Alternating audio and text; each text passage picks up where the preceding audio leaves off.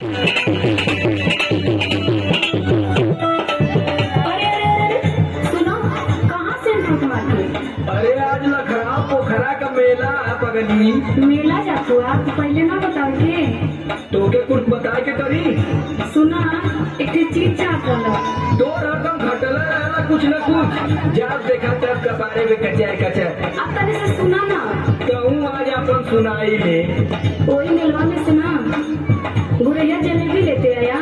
अरे गुरैया जिलेबी लेबी न देवी गुरैया जिलेबी। अब ये कुछ कहबा हम जाना रहे, लेकिन तब वो मन कैला कर देनी। सुना सुनावा।